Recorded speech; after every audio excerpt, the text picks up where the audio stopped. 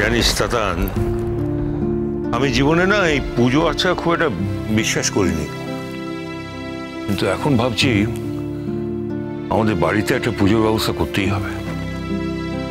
তোমাদের যা ঠিক মনে হয় তোমরা করতে পারো বলো জেঠু, আমার কোনো কিছুতে আর কোনো আপত্তি নেই। আমি শুধু এখন কয়েকটা দিন একটু রেস্ট নিতে চাই ব্যাস। না রে তাতান, বাড়িতে যা যা ঘটে গেল একের পর এক, তারপর একটা পুজো করাটা খুব দরকার জানিস তো, তাতে মনটা ভালো থাকবে মনে হয়। এই এই যা বললে অন্তত কথাটা। দাদা এই কথাটা আমি যখন আগে বলতাম না, এই সবাই আমার পেছনে লাগতো, আমাকে খেপাতো, হাসি ঠাট্টা করতো আমাকে নিয়ে। আমি কতবার বলেছি বাড়িতে একটা পুজো আচ্চার দরকার, পুজো আচ্চার দরকার। আমি তো ঠিকই করে নিয়েছি দিদি ভাই, এই সামনের বৃহস্পতিবার একটা নারায়ণ পুজো করবো বাড়িতে। আমি ভেবেছিলাম তোমাদের সবাইকে বলবো, ভালোই হয়েছে তোমরাই আগের থেকে বলে দিলে। ও মেঘলা, কি রে, কি হয়েছে? কিছু বলছিস না কেন তুই?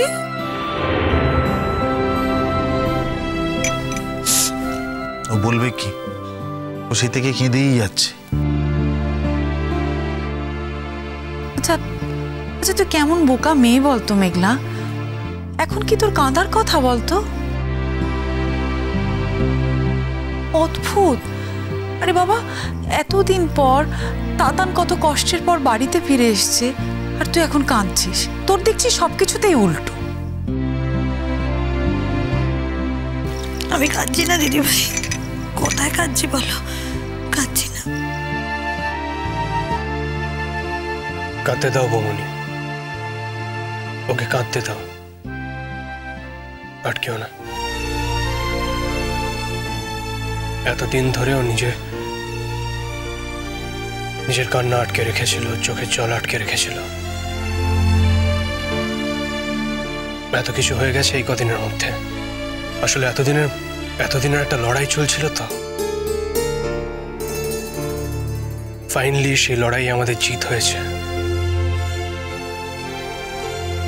এখন আর ওকে চোখে জল আটকে রাখতে বলো না, কাঁদতে দাও।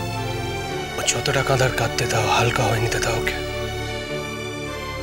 কেঁদে নাও মেঘলা, তোমার যতটা মন চায় তুমি কেঁদে নাও।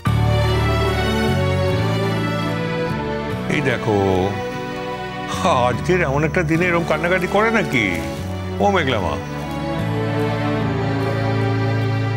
বৌমা, তুমি ওকে বুঝিয়ে বলো না। কি বারণ করবো দাদা, কিভাবে বারণ করবো বলুন? আমার নিজের চোখে কি শুকনো আছে যে আমি ওকে কাঁদতে বারণ করবো? আচ্ছা, তোরা সবাই মিলে যদি এরকম করিস, আমি কি করে থাকি বলতো? হ্যাঁ, কিন্তু আমি একটা কথা বুঝতে পারছি না, এই আমি এত প্ল্যান করে এলাম যে বাড়িতে খুব আনন্দ করব, হইচই করব, তো তোমরা সবাই মিলে এরকম কান্নাকাটি করলে চলবে কি করে বলো তো? হ্যাঁ,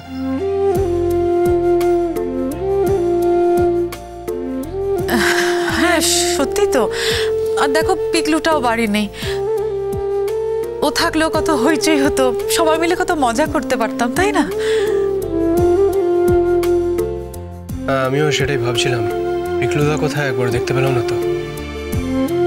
ও তাতান, পিকলু আসলে একটা ইন্টারভিউ দিতে গেছে,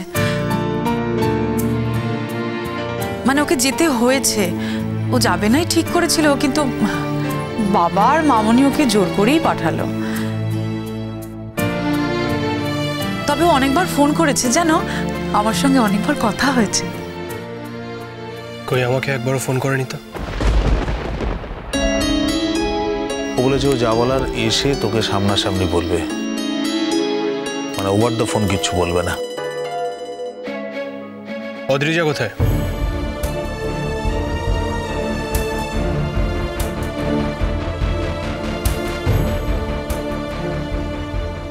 কি ব্যাপার, কেন? সেটা বলবো বলেই তো তোমাকে এখানে ডাকা হলো অদ্রিজা। এবারের বাকিরা নিশ্চয়ই জানে না, কাল আমি যখন জেলে ছিলাম অদ্রিজা আমার সঙ্গে জেলে দেখা করতে এসেছিল।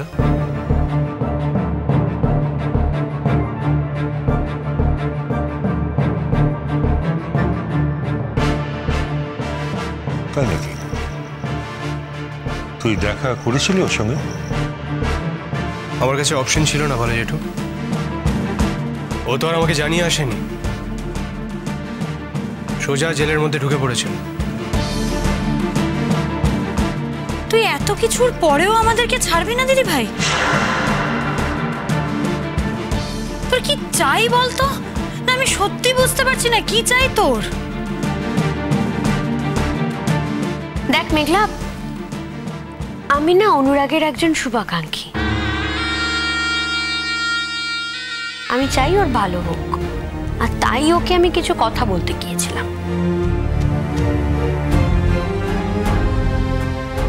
গতকাল আমি জেলে ছিলাম বলে যে কাজটা করতে পারিনি, আজকে আমার বাড়ির প্রত্যেকটা সদস্যের সামনে দাঁড়িয়ে আমি ঠিক সেই কাজটাই করবো। অদ্রিজা, কি বলতে চাইছো তুমি? অদ্রিজা, আমি আমার জীবনের দ্বিতীয় পর্বে মানে সেকেন্ড ইনিংসে আর কোনো অশান্তি ভোগ করতে চাই না। স্পেশালি বাড়ির মধ্যে কোনো অশান্তি হোক সেটা তো আমি একেবারেই চাই না। তাই তোমাকে আমি 24 ঘন্টার সময় দিলাম, তার মধ্যে তুমি আমাদের এই বাড়ি ছেড়ে বেরিয়ে যাবে।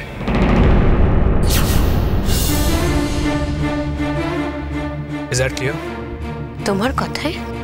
হ্যাঁ, আমার কথায়। আর যদি তুমি আমার কথায় বেরোতে না রাজি হও, তাহলে তো অন্য কারোর কথায় বেরোতে হবে। অন্য কেউটাকে শুনি। সেই অন্যটা কে তুই বুঝতে পারছিস না? বাবি যে তোর নামে কেস করেছে সেটা তুই জানিস না?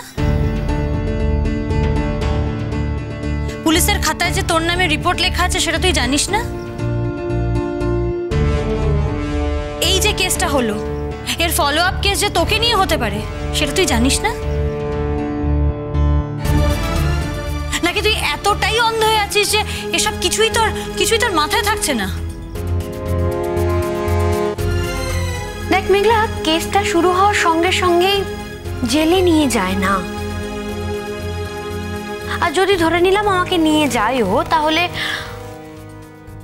যাবে। তো ওরা এত ব্যস্ত কেন হয়ে যাচ্ছিস বল? প্রশাসনের কাজটা প্রশাসনকে করতে দে। আর অনুরাগ, প্লিজ নিজের ঘাড়ে আইনটাকে তুলে নিও না, এটা নিতে নেই। দেখো, তুমি তো কদিন জেলের ঘরেই থেকে এলে, তাই বলছি, কেন শুধু শুধু নিজের ঘাড়ে দায়িত্ব নেবে বলো? যাদের কাজ তাড়াতাড়ি করতে দাও।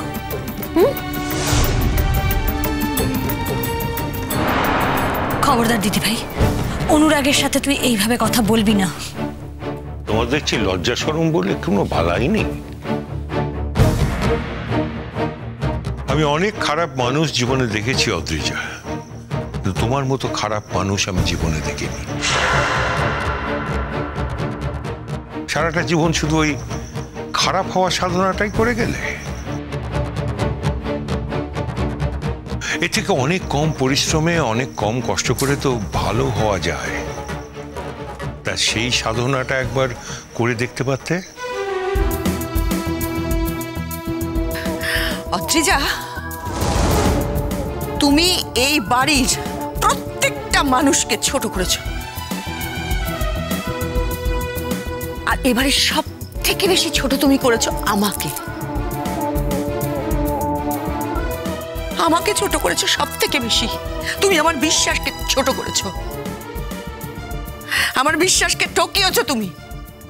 আমি তোমাকে বিশ্বাস করেছিলাম, কিন্তু তুমি আজকে প্রমাণ করে দিয়েছো, প্রতি পদে পদে প্রমাণিত হচ্ছে যে তোমাকে বিশ্বাস করাটা আমার কতটা ভুল হয়েছিল, কতটা পাপ হয়েছিল, কতটা ছেলে খেলা হয়েছিল। ছি ছি ছি ছি, কি অপমান, কি অসম্মান। এবারে সকলের কাছে আমি এত ছোট হয়েছি, এত ছোট হয়েছি শুধু তোমার কারণে। আমাকে যা ছোট করেছো এই বাড়ির সকলের সামনে, কেউ কখনো এই জীবনে আমায় তা করেনি। তুই কাকে এসব কথাগুলো বলছিস ছোট?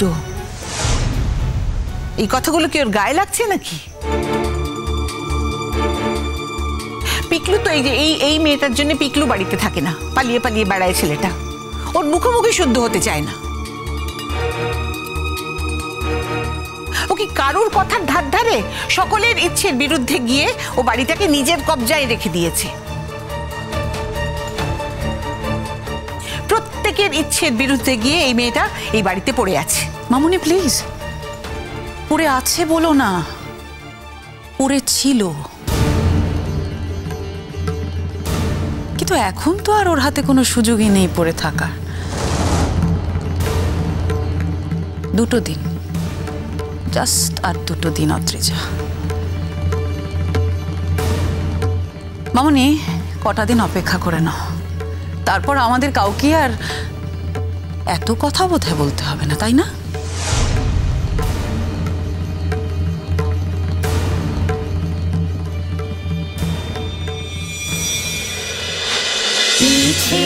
নদী